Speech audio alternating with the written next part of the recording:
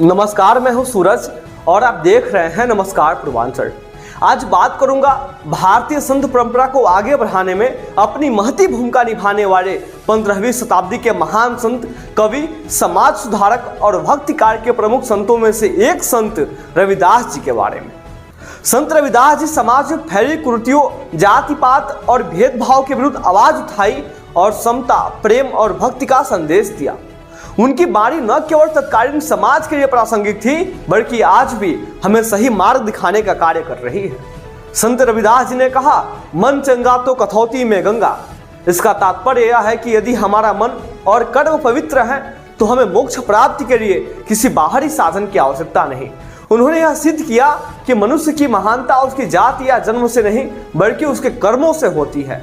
उन्होंने समाज में समानता, न्याय और प्रेम की अड़क जगाई और कहा, ऐसा चाहूं राज में जहां मिले सबन को अन्न, छोट बड़ो सब सम बसे, रविदास रहे प्रसन्न। इसका अर्थ है कि संत रविदास जी ऐसे समाज की कल्पना करते थे जहां हर व्यक्ति को समान अधिकार मिले, कोई छोटा बड़ा न हो और सभी को आवश्यक सुविधाएं प्राप्त हो।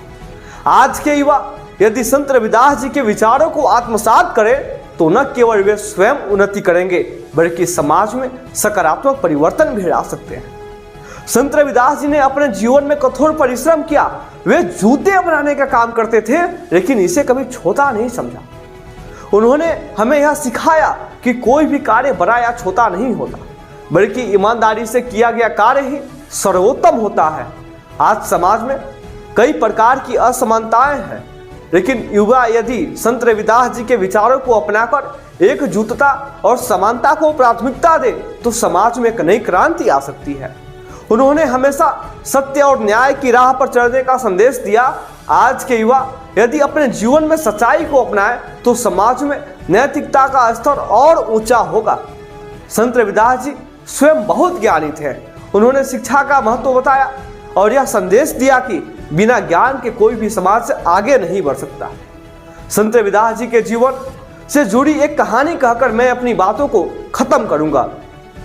एक बार की बात है, संत रविदास जी अपने जूते बनाने का काम में लगे हुए थे। उसी समय कुछ ब्राह्मण गंगा स्नान के लिए जा रहे थे। वे संत रविदास जी को देखकर बोले कि रविदास, तुम यहाँ गंदे चमड़ों के जूते में बनाने में लगे हो, तुम्हें भी हमारे साथ गंगा स्नान करके पवित्र हो जाना चाहिए। संत रविदास जी मुस्कुराए और बोले, गंगा तो यही है, मन चंगा तो कथौती में गंगा। ब्राह्मणों ने इसे मजाक समझा और आगे बढ़ गए, लेकिन जैसे ही संत रविदास जी ने अपनी कथौती पानी से भरे हुए बर्तन में जब उन्होंने अपने हाथ को डाला तो गंगा जल बहने लगा। यह चमत्कार देखकर सभी आश्चर्यचकित रह गए। इस कहानी से हमें यह सीख मिलती है कि सच्ची पवित्रता बाहरी दिखावे से नहीं, बल्कि मन की शुद्धता और सच्चे कर्मों से आती है। संत रविदास जी का यह संदेश हमें सिखाता है कि अगर हमारा मन और कर्म पवित्र है तो हमें किसी बाहरी माध्यम से शुद्ध होने की आवश्यकता नहीं है।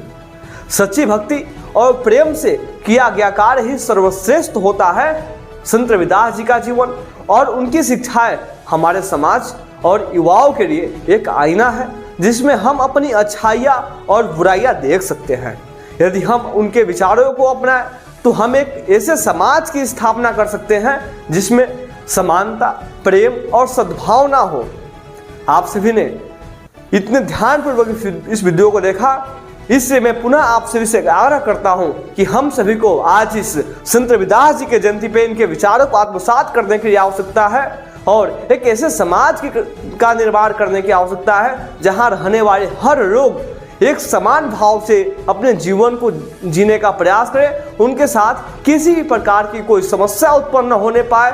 आप सभी का बहुत बहुत आभार, धन्यवाद।